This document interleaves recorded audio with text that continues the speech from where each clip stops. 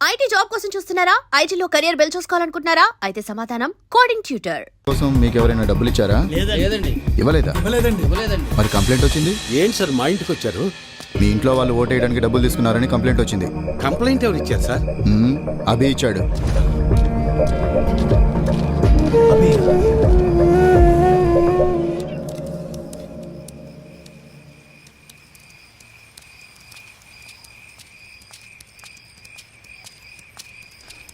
ఏయ్, నా మీద పోలీస్ రిపోర్ట్ ఎందుకు ఇచ్చావు? ఓటు అమ్ముకుంటున్నావు, అది తప్పు కదా, అందుకే కంప్లైంట్ ఇచ్చాను. నా పొలం నేను అమ్ముకుంటున్నట్టు నా ఓటు నేను అమ్ముకున్నాను, అది తప్పెలా అవుతుంది? అయినా అది అడగటానికి నువ్వెవడవి? చూడు, ఈ పట్టీలో ఇటుకలు ఎన్ని ఉన్నాయో అన్ని పార్టీలు రావాలని కోరుకుంటున్నాను నేను. నీ ఆశ చూస్తుంటే నాకు నవ్వొస్తుంది. అయినా ఓటు అమ్ముకునే బదులు ఏదైనా పని చేయొచ్చు కదా. అసలు నీకు ఓటే లేకపోతే ఏం చేసేవాడు? ఏయ్, నన్నేమైనా అను, నా ఓటును మాత్రం అనొద్దు. నా ఆత్మ ఓటు, నా ఊపిరి ఓటు, ఇంకా చెప్పాలంటే నా ఇల్లు ఒళ్ళు కూడా ఓటు ఓటు అని ఓంకారనాథంలాగా ప్రతిధ్వనిస్తూనే ఉంటుంది. వెళ్ళు, ఎళ్ళు ఉద్యోగం చేసుకోపో. వెళ్తా, కానీ నిన్ను, నీ ఆలోచనని మార్చాకే వెళ్తా. నన్ను నువ్వేంటయా మార్చేది? ఓటుకు డబ్బులు తీసుకోవటం మాకేదో మొదటి నుంచి అలవాటు ఉన్నట్టు మాట్లాడుతున్నావు. 54 సంవత్సరాలు వచ్చేదాకా నీకన్నా బాగానే బతికాను. అలాంటి నేను ఇలా ఎందుకు మారాను తెలుసా? అసలు మా జీవితాలు ఎలా ఉండేవో తెలుసా? కనీసం మీ నాన్న ఎందుకు చనిపోయాడో నీకు తెలుసా? మనం వ్యవసాయం ప్రారంభించాక ఏ సంవత్సరం పంట బాగా పండిందే, ఖర్చులు కూడా వచ్చేది కాదు, ఎంత దేవుళ్ళు ఆడుకునేవాళ్ళం. అవును వీరన్న, మొత్తానికి పంట బాగా పండింది. ఈ ఏడు దిగుబడి కూడా బాగానే వస్తుంది. నిజం సుబ్బయ్య, నాకు చాలా సంతోషంగా ఉంది. హలో నాన్న, 4th సెమిస్టర్ రిజల్ట్స్ ఇప్పుడే వచ్చినాయి. ఫస్ట్ వచ్చాను. ఇంకో 2 ఏళ్లలో నా కోర్స్ కూడా కంప్లీట్ అయిపోతుంది. చాలా సంతోషం రా నాన్న. జాబ్ వచ్చాక మీ ఇద్దరిని కూడా నాతో తీసుకొస్తాను నాన్న. నేను ఈ ఊరు వదిలి ఎక్కడికి రాలేనురా. నన్ను ఈ నేలతల్లి బాగానే చూసుకుంటుందిరా. నువ్వు కూడా మన ఊరిని, ఈ నేలతల్లిని నమ్ముకున్న జనాల్ని ఎప్పుడు మర్చిపోకూడదురా. అదే నా కోరిక. కానీ నా బాధల్లో ఒకటి, నీకేమీ లేకుండా చేసి అప్పులు మాత్రమే ఉంచానురా నాన్న. నాన్న, అలా ఏం కాదు నాన్న. ఇప్పటికే మీరు నా కోసం ఎంతో చేశారు. ఇప్పుడు నేను మీకు తిరిగి ఇవ్వాల్సిన టైం కోసం ఎదురు చూస్తున్నాను. సరే సరే సరే నాన్న, మళ్ళీ కాల్ చేస్తాను. ఉంటానన్నా. అదేంటండి, ఫోన్ నాకు ఇవ్వకుండానే పెట్టేశారు? నువ్వు మొదలు పెడితే వదిలిపెడతావా? వాడు చదువు పాడైపోద్ది, అందుకే పెట్టేశా. అవును, మా నోడు ఆడు చదివింది చాలా పెద్ద చదువు అంటగా. అవును, ఐఐటి అని ముంబైలో. అదృష్టవంతుడు లే సుబ్బయ్య, ఇంక నీకు ఈ బాధలు ఉండవు. అవును, మర్చిపోయా వీరన్న, మొన్న శంకర్ కమలాపురం నుంచి ఫోన్ చేశాడు. ఏమని? వాళ్ళ అమ్మాయిని మీ చిన్న కొడుకు ఇవ్వడం వాళ్ళకి ఇష్టమేనట. మరి చెప్పమే, పిల్లలు చెప్పొద్దు ఈ సంగతే. వెళ్తాం, చెప్పండి. వస్తాను సులోచన. అదృష్టం. నాన్నా, నేను ఇంటర్లో జిల్లా ఫస్ట్ వచ్చాను. అలాగా, మా తల్లి బంగారు తల్లి. అన్నయ్యకి మంచి సంబంధం కుదిరింది. అదిగో చూడమ్మా, పెళ్ళనంగానే అన్నయ్య ముఖం ఎలా వెలిగిపోతుందో. ఎన్నో సంబంధాలు చూశాక చివరికి 20 కిలోమీటర్ల దూరంలో ఉన్న కొలకలూరు పిల్ల దొరికింది. నాన్న, పంట డబ్బులు రాగానే బ్యాంకులో వేస్తే చెల్లెలు పై చదువులకు ఉపయోగపడతాయి. అలాగేరా, దాన్నైనా బాగా చదివించుకోవచ్చు. అమ్మా ఆకలి వేస్తుంది, అన్నం పెట్టమ్మా, అందరం కలిసి పోతే. పదండి, పదమ్మా.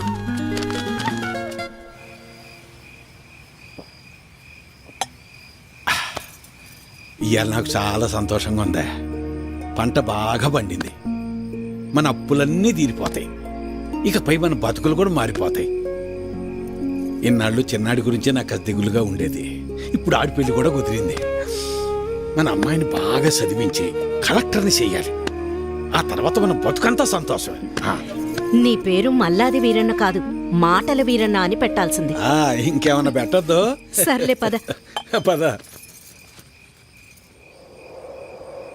మబ్బట్నట్టుందయ్యా. మబ్బులేదేం లేదులేరా.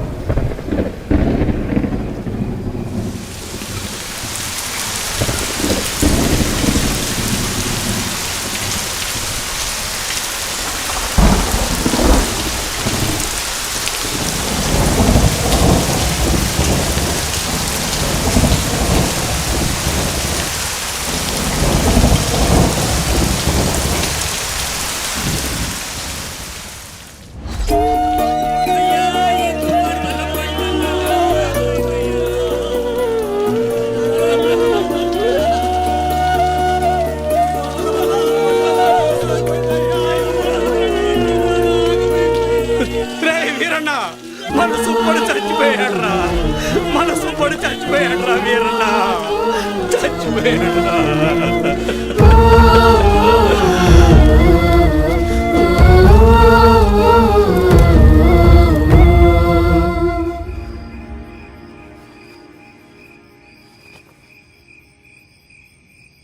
ఆ రాత్రి మూసిన మబ్బు ఆకాశాన్నే కాదు మా జీవితాల్ని కూడా కమ్మేసింది.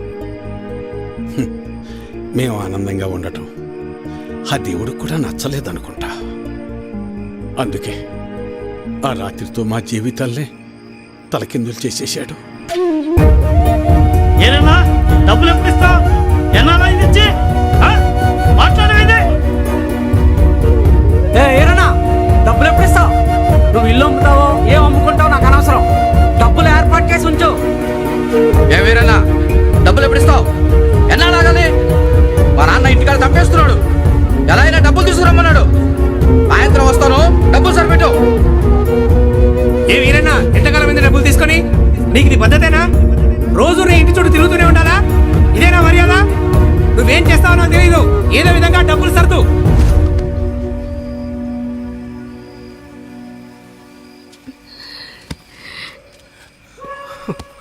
నిన్ను ఇలా చూస్తుంటే చాలా భయంగా ఉందయ్యా.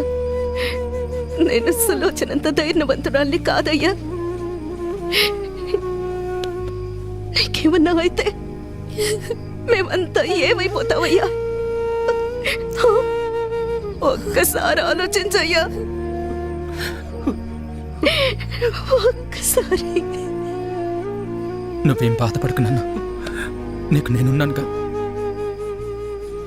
ఒక తండ్రిగా మమ్మల్ని పెంచడానికి నువ్వెంత కష్టపడుతున్నావు, ఒక రైతుగా నీ పంట పొలాల్ని పండించడానికి కూడా ప్రతిసారి నువ్వు అంతకంటే ఎక్కువ కష్టపడుతున్నావు నాకు తెలుసు. కానీ ఈసారి కొంచెం నష్టం ఎక్కువే జరిగింది. అంతేగాని మన జీవితాలు ఏమైపోలేదు నాన్న, ఏమైపోలేదు. అవును నాన్న, నేను ఇంటర్ వరకు చదివాను. ఏదో ఒక చిన్న జాబ్ దొరుకుతుందిలే. నాన్న నాకు పెళ్లి కాకపోతే ప్రపంచమే ఆగిపోదునన్నా. నాకు పెళ్ళే వద్దు, అసలు పెళ్ళే వద్దు నాన్న. ఈసారి ఎక్కువ పంట పండిద్దామని ఉన్న డబ్బే కాక ఊళ్ళో అప్పులు తెచ్చి అంత పంట మీదే పెట్టేశాను.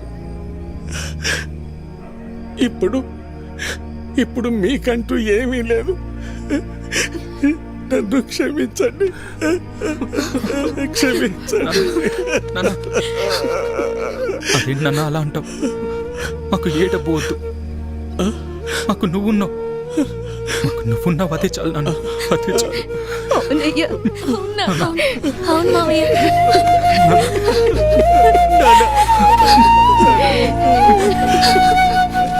నమస్తే వీరన్న.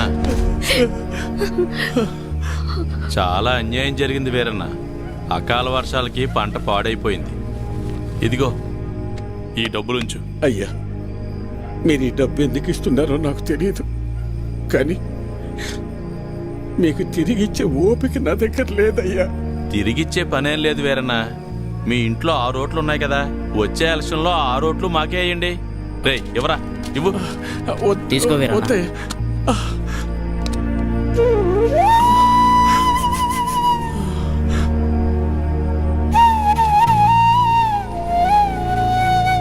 ఇస్తే ఇచ్చేళ్లే వీరన్న. కొడుకు పెళ్లి పెట్టుకున్నావు, పెళ్లి ఖర్చులకు ఉపయోగపడతాయి. ఎవరా? వద్దులేయ్యా, ఉంచు వీరన్న, పర్లేదు. మనం చూసుకుందాం. ఎలక్షన్స్ వస్తున్నాయి కదా, చూద్దాంలే. పర్లేదు, ఉంచు. ఉంటాను మరి. ఉంటావన్నా. పంట పండించటం అంటే ఏంటో తెలుసా నీకు? తల్లిదండ్రులు కన్న బిడ్డను పెంచినట్టే. అలాంటిది చేతికందొచ్చిన బిడ్డ కంటి ముందే చనిపోతే ఎలా ఉంటుందో తెలుసా నీకు? అందుకే ఆ రోజే నేను నిర్ణయించుకున్నా, ఇకపై కష్టపడి కష్టాలు కొని తెచ్చుకోకూడదని. నీలాంటి వాళ్ళు చేసే తప్పులకు కారణాలు వెతుక్కుంటారు. నువ్వు ఆ విషయాన్ని ఇంకోసారి ప్రూవ్ చేశావంతే. రాములు బాబాయ్ చెప్పినప్పుడు నాకు అర్థం కాలేదు. ప్రాణం ఉంది కాబట్టి జీవిచ్చేస్తున్నారు మీరంతా. కానీ తనకంటూ ఎవరూ లేకపోయినా చచ్చేంత వరకు ఏదో పని చేస్తూ బ్రతకాలనుకుంటున్నాడు. బతకడం అంటే అది. ఈ రెండిటికి మధ్య ఉన్న తేడా ఏంటో తెలుసుకో. ఎవరో ఆ రాములుగాడ సరిపోయింది. సరే, నువ్వు అడుగుతున్నట్టు నేను మళ్ళీ కష్టపడి పొలంలో పంట పండిస్తా. కానీ ఈసారి మళ్ళీ తుఫాన్ రాదని నువ్వు గాని, ఆ రాములుగాడు గాని, ఆ దేవుడు గాని గ్యారంటీ ఇవ్వగలరా? ఇవ్వలేరు కదా. మాటలు ఎవరైనా చెప్తారు, చేతల దాకా వస్తేనే ఎవరికైనా వణుకు పుట్టేది. నేను కూడా కష్టాన్ని నమ్ముకుని పని చేసుకుని బతికిన వాణ్ణే. కానీ ఏమైంది? ఒక్క తుఫాన్ వచ్చింది, మీ నాన్నని తీసుకుపోయింది. నేను కూడా అప్పుడే పోయేవాణ్ణి. ఈ రోజు నేను ఇలా బతికున్నానంటే ఆ నాయకులే కారణం. ఆ రోజు వాళ్ళు నన్ను ఆదుకుని ఉండకపోతే నేను ఏమైపోయేవాణ్ణో, నా కుటుంబ పరిస్థితి ఏమై ఉండేదో ఊహించగలవా? చెప్పు. ఈ నాయకులు నిన్ను ఆదుకోలేదు, నీ నిస్సాయతను వాడుకున్నారు. నీకు జరిగిన నష్టానికి ప్రభుత్వం చేసిన ఆర్థిక సహాయం అది. కానీ దానిని వాళ్ళ సొంత డబ్బుగా నీకిచ్చి నీతో ఓటు వేయించుకున్నారు. వాళ్ళు చేసింది సహాయం కాదు, సహాయం అనే పేరుతో నిన్ను కొన్నారు. ఇదే వాస్తవం, తెలుసుకో. వాళ్ళు నన్ను ఆదుకున్నారా వాడుకున్నారా అన్నది నాకు అనవసరం. ఈరోజు నేను నాలాంటి చాలా మంది బతికున్నామంటే వాళ్లే కారణం. ఇదే అసలైన వాస్తవం. వాస్తవానికి అవాస్తవానికి ఉన్న తేడా ముందు నువ్వు తెలుసుకో. ఎన్నాళ్ళుంటాయో ఎప్పుడు ఓడతాయో తెలియని ఐటీ ఉద్యోగాలు చేసే కన్నా కుదిరితే నువ్వు కూడా ఉద్యోగం మానేసి వచ్చి ఇక్కడ ప్రశాంతంగా కూర్చో. మన నాయకులు మా అందరితో పాటు నిన్ను కూడా పోషిస్తారులే. ఈ విషయమే మా పిల్లలకు కూడా చెప్తుంటా నేను. కానీ ఇనిసావరు ఎదవలో ఇంట్లో నా కొడుకులను మార్చి ఇప్పుడు నిన్ను మార్చి ఇంకెంతమందిని మార్చాలో ఏంటో.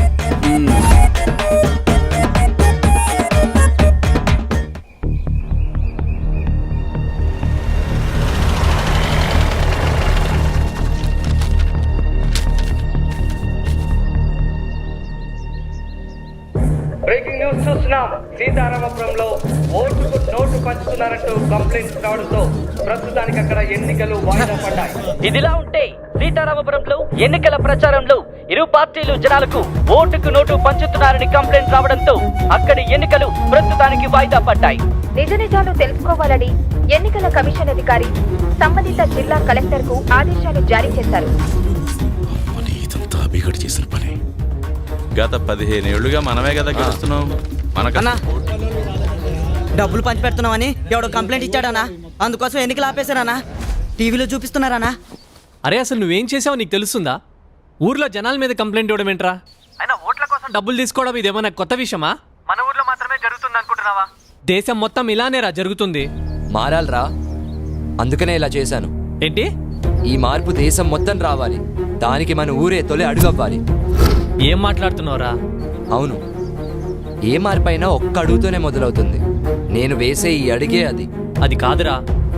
ఓకేరా, బాయ్.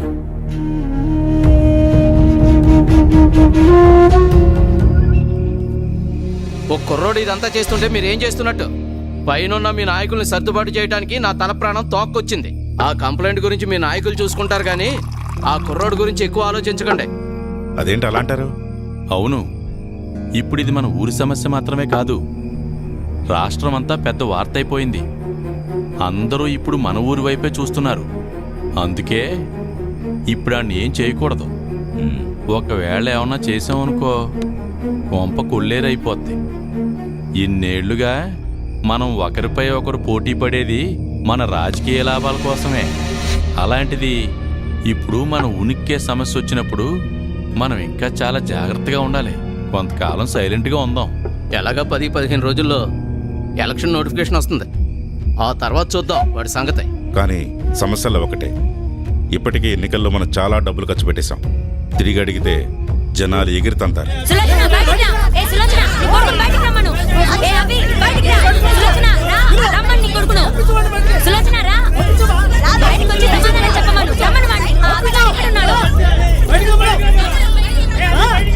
ఏమైందక్క? అక్క తొక్క అని నువ్వు నీ కొడుకు మా కొంపలు ముంచారు కదే. ముందు వాడిని బయటికి రమ్మను. అభి, ఏమైందమ్మా? ఏరా, చాలా సంవత్సరాల తర్వాత ఊరొచ్చావు. తండ్రి లేని బిడ్డవని మేం కూడా జాలి చూపిస్తే మా కొంపలే ముంచుతావా? అసలు ఏమైంది బాబాయ్? తప్పుకోండి.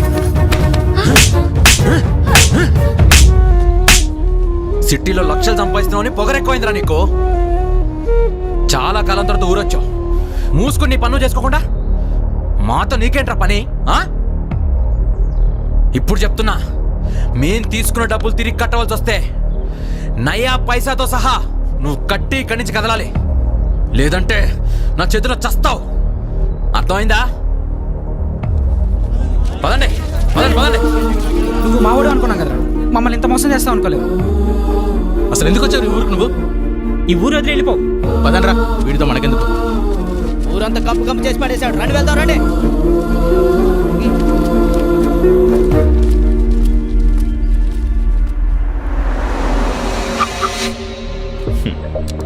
హలో, నువ్వు ఈ సిస్టమ్ను మార్చలేవు.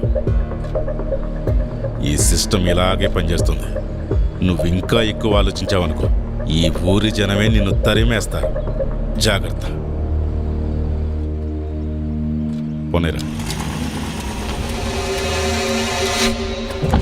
పోనే. పిచ్చి పట్టిందా నీకు? ఇవన్నీ నీకెందుకురా? పోరా, వెళ్ళిపోయి ఉద్యోగం చేసుకో. నీ బతికేదో నువ్వు చూసుకో, నీ బాగేంటో నువ్వు చూసుకో. పోరా, వెళ్ళిపోరా. నీ భవిష్యత్తు కోసం నువ్వు వెళ్ళిపోరా.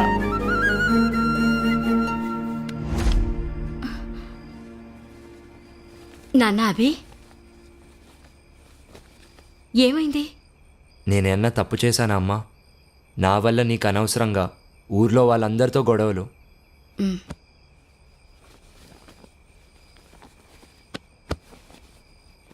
నువ్వు చేసేది మంచో చెడో నీ తల్లినైనా నాకే అర్థం కావడం లేదు. అలాంటిది ఊళ్ళో వాళ్ళందరికీ ఎలా అర్థమవుతుందనుకున్నావురా? ఆ రోజు తుఫానొచ్చి మా పంట పొలాలను, మా బతుకుల్ని ముంచేసినప్పుడు ఈ నాయకులు డబ్బులివ్వడాన్ని సహాయమని మేమనుకున్నాం, కాదు స్వార్థమని నువ్వంటున్నావు. ఆ రెండింటికీ తేడా తెలిసేంత జ్ఞానం మాకు లేదురా. ఎవరైనా చెప్తే తెలుసుకునేవాళ్లమేమో, కానీ అలాంటి తెలివైన వాళ్ళు బాగా చదివి తమ జీవితం కోసం, సంపాదన కోసం దేశ దేశాలు దాటుతున్నారు. ఇక మా బతుకులు ఇలానే ఉంటాయి కదరా. ఎక్కువ మాట్లాడానేమో, క్షమించు నాన్నా.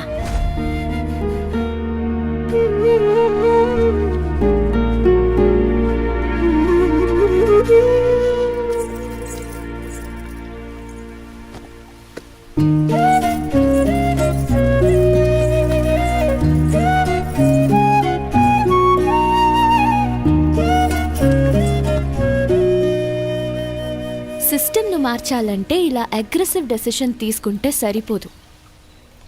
దాని తీవ్రత ఎలా ఉంటుందో చూసావుగా. నాకు మాత్రం ఒక విషయం క్లియర్గా అర్థమైంది. ఈ జనాలందరూ మన నాయకుల చేతుల్లో తోలుబొమ్మలయ్యారని. కానీ వాళ్ళకే ఆ విషయం అర్థం కావడం లేదు. అదే కాస్త బాధగా ఉంది. ఇంత జరిగాక కూడా వాళ్ళని సపోర్ట్ చేస్తున్నావా?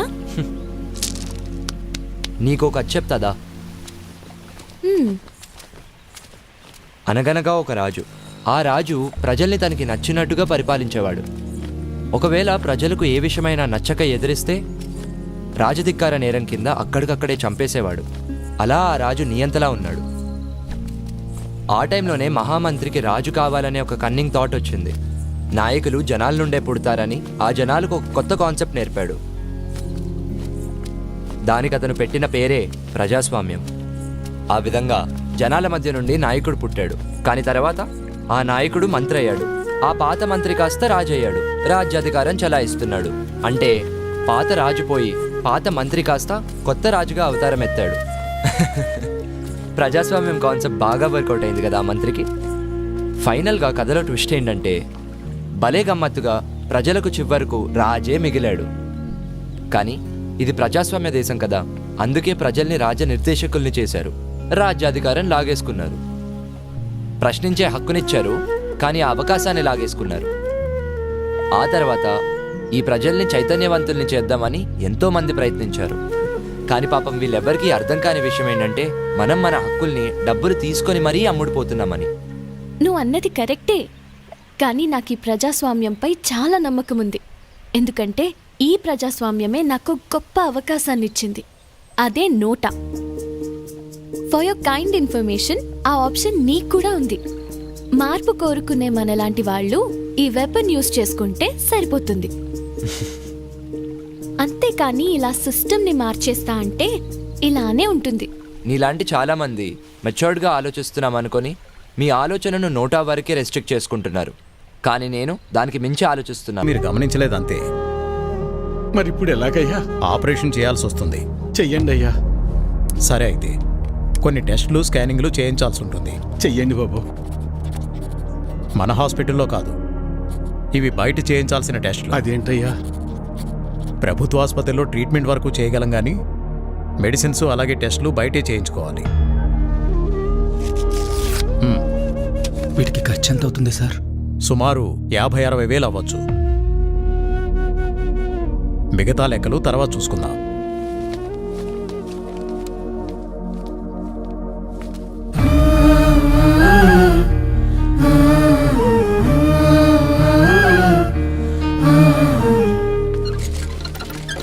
ఒరే పెద్దోడా, మేము ఎంత పని చేసిందిరా. ఎప్పుడు నొప్పి అని కూడా అనలేదు. అవునన్నా. సర్లే, ఎలక్షన్ డబ్బులు ఉన్నాయిగా, పర్లేదులే. అవెక్కడున్నాయి నాన్న? అంతకు ముందు చేసిన అప్పులు మొత్తం తీర్చేశాంగా. మరి ఇప్పుడు ఎలా రా? ఇప్పుడు ఏం చేద్దాం? ఏం చేయాలి? నలుగురు దగ్గరికి వెళ్ళి ప్రయత్నం చేద్దాం.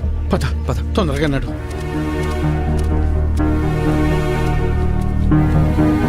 అయ్యా సుబ్బయ్య గారు,